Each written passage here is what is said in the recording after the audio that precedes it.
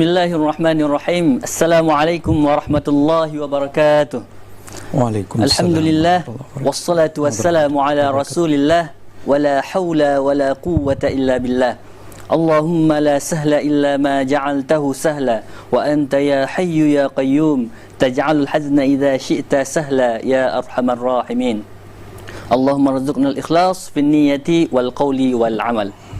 Pemirsa acara Ramadan penuh berkah dimanapun anda berada, segala puji kita aturkan kepada Allah Subhanahu wa Ta'ala, yang mana oleh Allah masih memberikan kita kesempatan untuk dapat menikmati berkahnya bulan suci Ramadan hingga detik ini.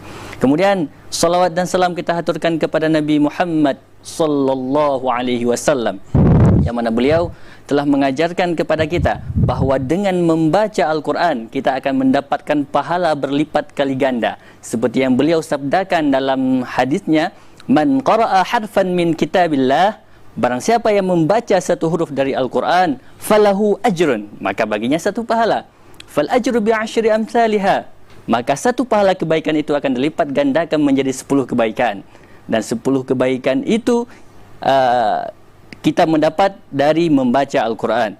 Kemudian Rasulullah melanjutkan bahawa wala aqulu alif lam mim harfun, walakin alif harfun wal lam harfun wa mim harfun. Alif satu huruf, lam satu huruf, dan mim satu huruf. Baik, semoga kita dimudahkan oleh Allah Subhanahu wa Ta'ala untuk dapat memperbanyak membaca Al-Quran di bulan suci Ramadan, insya-Allah. Baik pemirsa, dimanapun anda berada, pada kesempatan kali ini insya-Allah kita akan sedikit berbincang-bincang tentang Ramadan merupakan madrasah Al-Quran. Telah hadir bersama kita seorang narasumber yang berkompeten. Beliau merupakan sekretaris prodi atau program studi ilmu Al-Quran dan tafsir di Universitas Islam Negeri Araniri, dan juga beliau merupakan tim tahsin IKAT, iaitu Ikatan Alumni Timur Tengah Aceh. Beliau adalah Ustaz Muhajirul Fadli, LCMA. Kita sapa dulu beliau. Assalamualaikum Ustaz. Waalaikumsalam warahmatullahi wabarakatuh. Ya, bagaimana kabarnya hari ini Ustaz? Alhamdulillah baik, sehat. Alhamdulillah. Gimana tadi perjalanannya ke sini Ustaz? Apa ada kendala macet ataupun gimana Ustaz? Ya, Alhamdulillah lancar. Lancar Ustaz. Tidak ada masalah apapun, alhamdulillah. Baik Ustaz, insya-Allah Ustaz, pada kesempatan kali ini kita akan sedikit berbincang-bincang seputar hal yang berkaitan tentang Ramadan merupakan madrasah Al-Quran. Nah Ustaz, sebelumnya kami ingin tahu nih Ustaz, kenapa sih Ramadan itu begitu istimewa bagi Muslim itu Ustaz? Baik, a'udzubillahi minasyaitonirrajim. Bismillahirrahmanirrahim. Alhamdulillahirabbil alamin, bi ni'matihi tatimmus shalihat wa bi fadlihi tatanazzalul khairat wal barakat wa bi tawfiqihi tatahaqqaqul maqasid wal ghayat. Asyhadu an la ilaha illallah wahdahu la syarika lah wa asyhadu anna Muhammadan 'abduhu wa rasuluh la nabiyya ba'dah. Allahumma salli ala sayyidina Muhammad wa alihi wasallim. Baik, menjawab pertanyaan dari Ustaz Aulia tadi, mengapa bulan Ramadan itu begitu berharga bagi seorang muslim?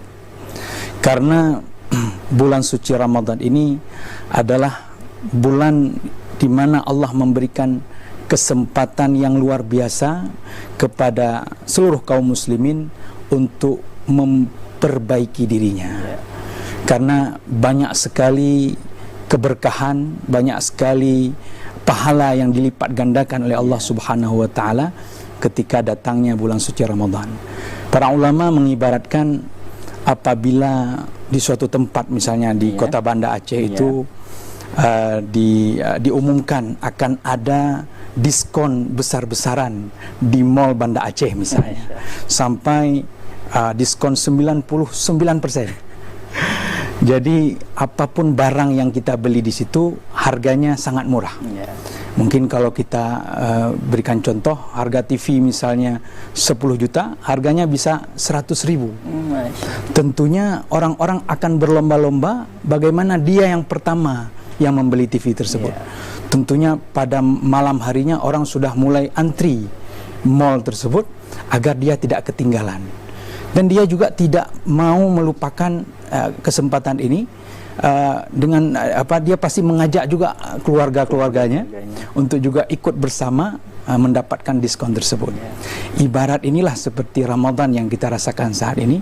Tentunya kita perlu untuk terus berlomba-lomba untuk meningkatkan kualitas ibadah kita pada bulan suci Ramadan. Demikian Ustaz. Ya, baik.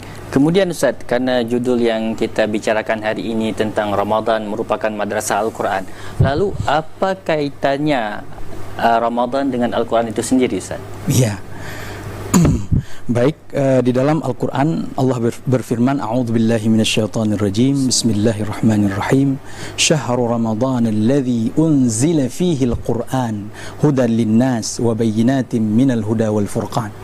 Yang mana bulan suci Ramadan ini bulan di mana diturunkan Allah Al-Quran di dalam bulan suci Ramadan, ya, sebagai petunjuk dan pedoman bagi seluruh umat manusia. Sehingga Ramadan dan Al-Quran itu sangat erat kaitannya. Karena juga sebagaimana yang kita ketahui, pada bulan suci Ramadan ini orang berlomba-lomba mengkhatamkan Al-Quran. Di masjid-masjid tertentu tarawihnya itu bagaimana setiap hari atau setiap tarawih itu selesai 1 juz. Betul. Jadi kalau selesai dalam sebulan itu bisa khatam satu kali Al-Quran. Dan juga kita melihat ada majelis-majelis tadarus Al-Quran di masjid-masjid yang mereka berlomba-lomba membaca Al-Quran agar bisa mengkhatamkan Al-Quran pada bulan suci Ramadan ini. Kemudian juga kita melihat pada bulan suci Ramadan, khususnya di Aceh yang kita lihat sekarang ini, banyaknya daurah-daurah Al-Quran. Ya, daurah-daurah Al-Quran di mana di situ ada muallim, ada para pengajar dan para peserta itu sangat giat, sangat bersungguh-sungguh dalam mereka mengisi hari-hari Ramadan itu dengan membaca Al-Quran dan memperbaiki bacaan Al-Quran. Demikian. Berarti sangat erat kaitannya antara Ramadan dengan Al-Quran itu. Betul, betul. Masya Allah. Kemudian Ustaz, ketika orang ingin selalu berinteraksi dengan Al-Quran, lantas bagaimana seharusnya seseorang yang ingin berinteraksi dengan Al-Quran itu bermuamalah dengan Al-Quran itu? Tamam. Bagaimana itu Ustaz? Baik, kita tahu bahwasanya Al-Quran yang kita baca ini adalah kalam Allah, Al-Mu'jiz, kalam Allah yang penuh dengan kemukjizatan, kalam Allah yang suci, Al-Munazzalu ila Rasulillah sallallahu alaihi wasallam, yang diturunkan kepada Rasulullah sallallahu alaihi wasallam, yang mana al-muta'abbadu bitilawatihi, yang mana itu berpahala ketika seseorang membacanya. Yang mana Al-Quran juga itu sampai kepada kita dengan cara mutawatir, diriwayatkan oleh orang banyak, dimulai dari surat Al-Fatihah sampai surat An-Nas. Sehingga ketika kita bermuamalah dengan Al-Quran, ya, terutama dengan mushaf Al-Quran, itu perlu kita jaga adab-adabnya. Misalnya para ulama memberikan gambaran bagaimana kita ketika mengambil mushaf Al-Quran, hendaknya dengan kedua belah tangan. Betul. Ketika kita membawanya, hendaklah kita dekapkan pada dada kita, baru kita, tidak dibawa seperti kita membawa buku biasa. Kemudian mushaf Al-Quran ini, karena dia ini memang bersumber dari kalam Allah yang mulia tadi, harus diletakkan di tempat yang tinggi ketika kita menyusun pada rak buku misalnya. Dan disebutkan juga oleh para ulama, hendaklah meletakkan mushaf ini di tempat khusus, tidak dicampur dengan kitab-kitab yang lain. Juga ketika kita membacanya, hendaklah kita meletakkan di atas rehal. Biasanya kita di Aceh kita tahu rehal, atau di atas bantal. Tidak kita letakkan langsung di atas paha ini, karena ini akan sejajar dengan yang lain sehingga kurang mulia. Sehingga kita kalau seperti ini yang penting agak lebih tinggi sedikit. Kemudian para ulama juga menjelaskan, karena tidak menutup kemungkinan ketika mushaf Al-Quran itu berceceran lembaran-lembarannya, terkadang ada sebagian orang yang tidak tahu bagaimana cara bermuamalah dengannya. Baik, mungkin kita baik Ustaz.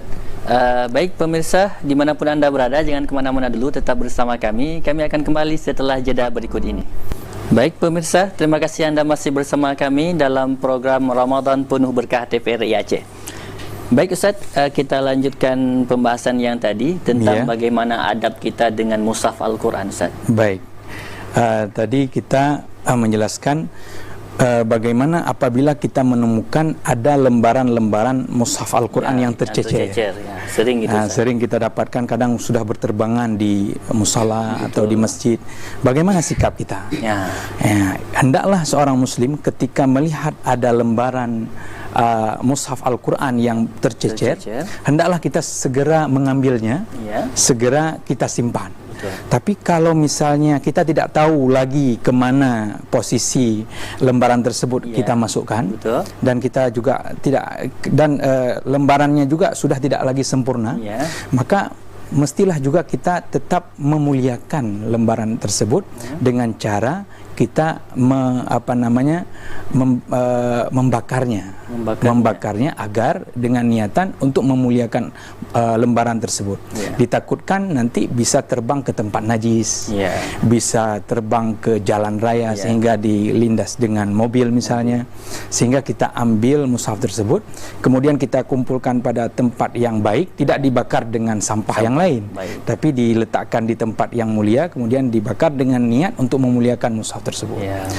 Kemudian juga dulu para ulama menuliskan dalam kitab juga, karena dulu mungkin mushaf itu ditulis dengan tinta yang mudah hilang dengan air, maka ketika kita mendapatkan mushaf yang bercecer itu dihapus dengan air, sehingga hilang tulisannya. Kemudian ada satu lagi cara dengan menguburnya. Menguburnya itu dibungkus dalam kain putih, kemudian digali lubang yang kiranya lubang tersebut tidak mungkin dijangkau oleh hewan. Tapi kalau kiranya itu tidak memungkinkan, maka menghilangkannya dengan cara membakarnya itu lebih mulia, lebih baik. Dan niat kita bukan untuk merendahkan, tapi untuk memuliakan agar tidak berceceran kemana-mana. Jadi inilah sangat penting. Kemudian mungkin tambahan sedikit, kita melihat mungkin di tempat-tempat menasah tua, itu kita melihat ada sebagian mushaf itu yang sudah tidak sempurna lagi. Covernya itu sudah hilang. Bagaimana itu? Jadi ada cara, kalau memungkinkan kita masih bisa mengkopi atau menggandakan lembaran yang hilang ini, kita bawa ke fotokopi misalnya, nanti pihak fotokopi akan melihat bagian mana yang masih yang perlu ditambah, kemudian dijilid lagi sehingga dapat digunakan kembali. Covernya pun diganti. Namun apabila sudah dimakan rayap, ada juga sebagian itu sebagaimana yang kita sampaikan tadi, dimuliakan dengan cara dibakar, biar lebih tidak berceceran kemana-mana. Demikian Ustaz. Baik Ustaz. Berarti ketika kita menemukan mushaf yang berceceran, ahsannya itu kita bakar dengan niat untuk menjaga agar Al-Quran ini tidak tercecer ke tempat-tempat yang tidak baik atau dapat dipijak-pijak sama anak-anak yang sedang lari itu Ustaz. Baik, berarti ketika kita selalu membersamai mushaf Al-Quran, berarti di situ ada muamalah kita dengan Al-Quran. Lantas gimana sih sebenarnya muamalah yang baik dengan Al-Quran? Baik. Para pemirsa sekalian, dari catatan para ulama menjelaskan ada beberapa cara dalam kita bermuamalah dengan Al-Quran. Yang pertama, caranya adalah dengan mendengarkan Al-Quran ketika dibacakan. Idza quri'a Al-Quran fastami'u lahu wansitu la'allakum turhamun. Apabila ayat Al-Quran itu dibacakan, maka hendaklah kita diam, kemudian kita mendengar, menyimak apa yang dibaca oleh qari, dan itu akan mendapatkan rahmat Allah Subhanahu wa taala. Mungkin biasanya ketika memulai acara tertentu ada qari yang membaca Al-Quran, maka hendaklah kita mendengarnya dengan seksama. Itu bagian daripada bermuamalah dengan Al-Quran. Kemudian ada juga cara kita bermuamalah dengan Al-Quran dengan membacanya, dengan tilawah Al-Quran, yang sekarang bisa kita lihat di tempat-tempat kita sekarang. Ini memang sesuai dengan hadis Rasulullah SAW, sebagaimana yang Ustaz baca di awal tadi, man qara'a harfan min kitabillahi falahu bihi hasanah wal hasanatu bi asyri amsalihah. Barang siapa yang membaca satu huruf daripada Al-Quran, maka baginya satu kebaikan, dan satu kebaikan itu serupa dengan 10 kebaikan. Jadi banyak sekali keberkahan, kemuliaan yang kita dapatkan dari kita membaca Al-Quran. Kemudian yang selanjutnya adalah dengan al-hifdzu, menghafal Al-Quran tersebut. Dan kita tahu riwayat-riwayat yang menjelaskan ketika ada keturunan kita, anak-anak kita yang menghafal Al-Quran, nanti kelak dia akan memberikan jubah kehormatan untuk orang tuanya. Ini kita tahu bersama. Kemudian di samping itu tidak cukup dengan mendengarkan, membaca dan menghafal. Perlu pada tahap selanjutnya kita perlu memahami apa yang kita hafal, mentadabburi apa yang kita baca, yang kita dengarkan, sehingga perlu kepada guru.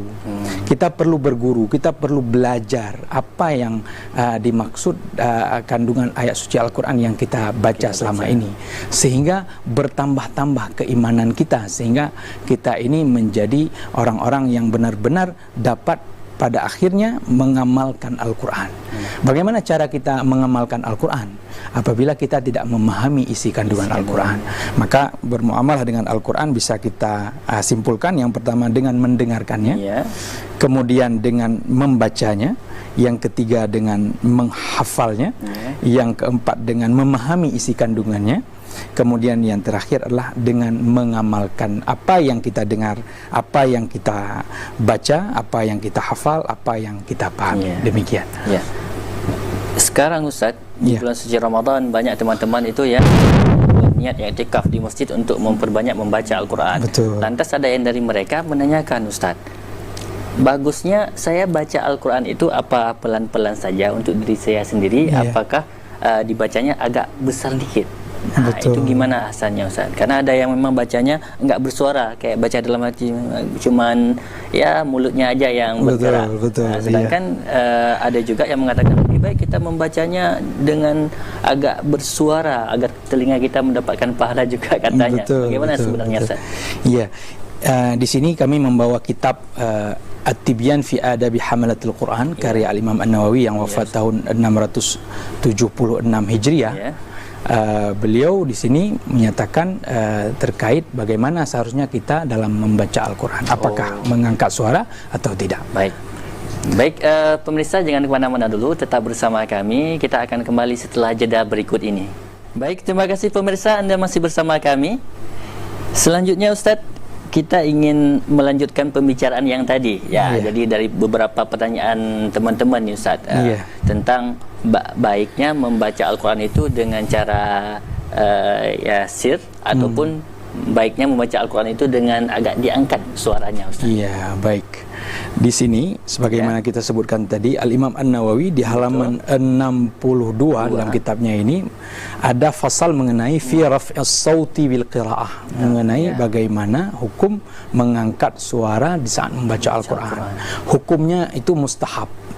Hukumnya mustahab, yakni di sini disebutkan bahwasanya dalatun ala istihbab raf'as sauti bil qiraah. Karena banyak hadis yang menyatakan ketika seseorang mengangkat suaranya itu ketika membacakan Al-Quran, tentunya menjadi syiar, Namun perlu juga digarisbawahi, disebutkan di sini mengangkat suara ketika membaca Al-Quran itu apabila dia yakin dia dapat menjaga agar dirinya itu tidak sombong. Nah, ini penting juga. Jangan nanti dia membaca Al-Quran ada motivasi lain agar didengar bahwasanya dia fasih sekali membaca. Jadi penting juga kita perhatikan. Ini disebutkan oleh Al-Imam Nawawi. Maka ketika dia merasa dia tidak bisa menjaga hatinya untuk bisa ria, misalnya sum'ah seperti itu, maka hendaklah dia memelankan bacaannya. Dia cukup mendengar untuk dirinya sendiri. Dan membaca Al-Quran sebaiknya dia memperdengarkan ke telinganya. Kenapa demikian? Karena ketika kita memperdengarkan bacaan Al-Quran kita ke telinga kita secara sir itu, makhraj daripada ayat-ayat Al-Quran itu akan terdengar dengan lebih jelas. Berbeda dengan ketika kita membaca di dalam ini, kemudian sekali-kali tidak terdengar, sekali-kali timbul, sekali-kali tidak timbul. Kadang-kadang yang sin menjadi tha.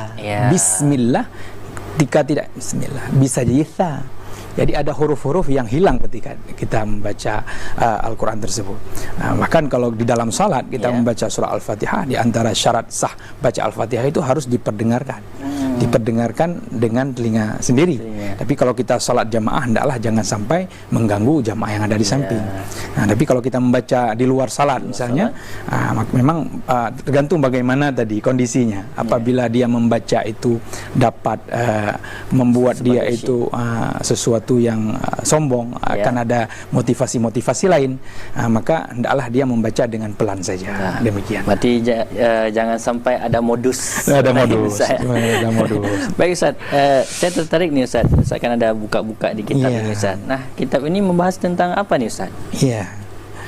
Jadi kitab At-Tibyan fi Adabi Hamalatil Quran ini mengenai bagaimana adab-adab orang-orang yang bermuamalah dengan Al-Quran. Baik dia membaca, menghafal, bagaimana adab seorang guru dan murid ketika membaca Al-Quran, ya, bagaimana adab-adab ketika membaca Al-Quran di luar salat, di dalam salat. Nah, jadi kitab ini saya pikir sangat penting dimiliki oleh setiap muslim, dan ini sudah ada terjemahannya. Sudah ada terjemahannya. Nah, jadi bisa dimiliki oleh kaum muslimin dimanapun berada untuk menjadi rujukan kita dalam bermuamalah dengan Al-Quran.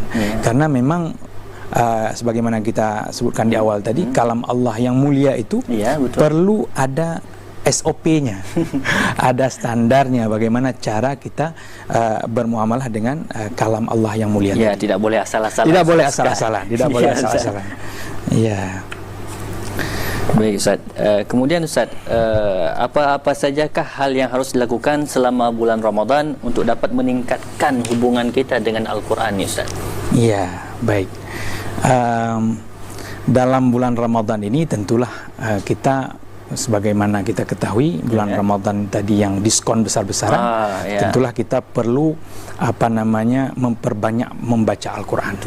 Perlu ada target-target dalam kita membaca Al-Quran ini, sehingga bisa khatam Al-Quran minimal di dalam bulan Ramadan ini bisa 1 kali. Kalau sudah pernah 1 kali, ditingkatkan lagi bisa 2 kali. Nah, jadi dalam bulan Ramadan ini marilah kita sama-sama meningkatkan bacaan Al-Quran kita, meningkatkan kualitas bacaan Al-Quran kita. Namun juga perlu diperhatikan dalam membaca Al-Quran ini, jangan karena kita kejar target khatam sebanyak-banyaknya, tajwidnya itu berantakan. Ini juga sesuatu yang dilarang oleh para ulama. Imam Al-Jazari mengatakan bahwasanya membaca Al-Quran itu harus dengan tajwid. Wal akhdhu bit tajwidi hatmun lazimu wa man lam yujawwidil Qur'ana athimu. Gimana tuh maksudnya? Wal akhdhu bit tajwid, ya, mempelajari tajwid itu sebuah keharusan dalam membaca Al-Quran. Wa man lam yujawwidil Qur'ana athimu. Barang siapa yang tidak membaca Al-Quran dengan tajwid, maka dia berdosa. Kenapa bisa berdosa? Ini kan sebuah pertanyaan. Li'annahu bihil ilahu anzala. Karena Al-Quran diturunkan kepada Rasulullah sallallahu alaihi wasallam itu dengan tajwid, dengan tertil. Maka warattilil Qur'ana tertila. Maka bacalah Al-Quran itu dengan tertil. Al-Imam Ali mengatakan, apa itu tertil? Tajwidul huruf wa ma'rifatul wuquf. Artinya membaca huruf-huruf Al-Quran itu dengan tajwid dan mengetahui di mana letak wakaf. Jadi tidak boleh juga sembarangan wakaf. Kemudian wahakadha minhu ilaina wasala. Dan ketika sudah sampai kepada Rasulullah, sampai kepada para sahabat, kepada ulama-ulama selanjutnya, sampai kepada kita di tempat ini, di Banda Aceh ini pun, itu Al-Quran itu terjaga dengan tajwid tadi. Jadi sehingga membaca Al-Quran dengan tajwid itu adalah sebuah keharusan, sehingga akan mendatangkan pahala. Jadi membaca Al-Quran yang mendatangkan pahala itu ketika membaca Al-Qurannya dengan tajwid. Tidak boleh membaca Al-Quran seperti baca koran. Baca koran saja, kalau koma-komanya itu nggak pas, tidak sesuai, maka bisa berubah makna. Apalagi Al-Quran yang kalam yang mulia ini, tentu perlu kita membacanya dengan penuh hormat, penuh ta'zim, penuh etika. Jadi kalau kita biasanya itu kebetulan kami tinggal di Tungkop. Itu kalau kita sebelum membaca Al-Quran, kita membaca sebuah nazam, kalam qadim. kalamun qadimun la yumallu sama'uhu tanazzaha an qawlin wa fi'li wa niyati. Jadi kalamun qadim ini adalah kalam Allah, kalam Allah yang mulia tadi. La yumallu sama'uhu, tidak akan pernah kita bosan untuk mendengarnya. Tanazzaha an qawlin wa fi'lin wa niyati. Berbeda kalam Allah ini dengan kalam makhluk tentunya. Yang mana dengan kita membaca Al-Quran itu akan mendatangkan ketenangan hati, ketenangan jiwa. Maka hendaklah ketika kita membaca Al-Quran ini kita mulai dengan niat yang ikhlas. Dengan niat yang ikhlas, kemudian juga kita perlu membaca doa agar Allah mempermudah kita dalam membaca Al-Quran yang mulia ini. Demikian. Baik pemirsa dimanapun Anda berada, jangan kemana-mana dulu, tetap bersama kami akan kembali setelah jeda berikut ini. Berkah TVRI Aceh. Baik Ustaz, kita lanjut sedikit Ustaz. Saya sering juga ditanya sama kawan-kawan kebetulan ketika mereka membaca Al-Quran di masjid. Jadi ketika membaca Al-Quran di masjid itu kan ada orang lain juga Ustaz. Jadi ada kondisi di mana ketika mereka membaca, ada orang yang membaca Al-Quran di samping mereka, itu dalam keadaan mungkin mulutnya agak ada aroma-aroma lain yang membuat orang lain yang membaca itu kurang fokus. Dan ada juga orang yang membaca, kata dia, sambil ngantuk-ngantuk sampai bacaan yang dia baca itu ngelantur gitu Ustaz. Kayak mana Ustaz adabnya, mungkin gimana Ustaz? Iya betul. Sangat menarik pertanyaannya. Memang itu apa realita yang terjadi di masyarakat kita. Kita perlu merujuk kepada penjelasan para ulama di sini, khususnya Al-Imam An-Nawawi di halaman 46 dalam kitabnya tersebut. Disebutkan di sini, yambaghi idza arada al-qira'ah ay yunazzifa famahu bis-siwak aw ghairihi. Artinya hendaklah seseorang apabila dia ingin membaca Al-Quran, dia membersihkan mulutnya dengan siwak, artinya menggosok gigi, sehingga akan keluar bau harum dari mulutnya. Dan ketika itulah dia membaca Al-Quran. Jadi ketika misalnya seseorang baru bangun tidur, dia ingin membaca Al-Quran, maka hendaklah dia membersihkan mulutnya. Sehingga akan tercium aroma yang wangi. Kita mungkin bisa kita lihat, kita ketika ketemu siapa orang tua atau dosen guru kita, tentunya kita dengan persiapan yang sangat spesial, siap.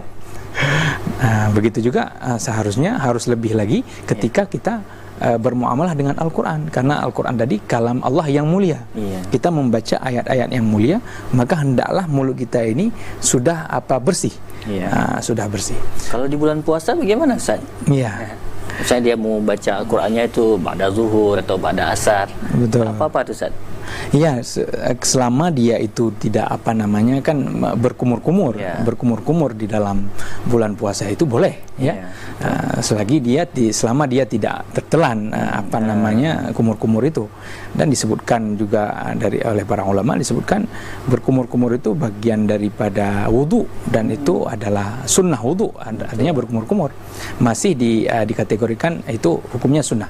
Kemudian dia berkumur-kumur dan mengeluarkan lagi apa yang sudah dimasukkan. Jangan nanti kumur-kumur sekian, nanti masuk sekian. Berarti kumur-kumur 100% keluar 80%. Keluar 80%.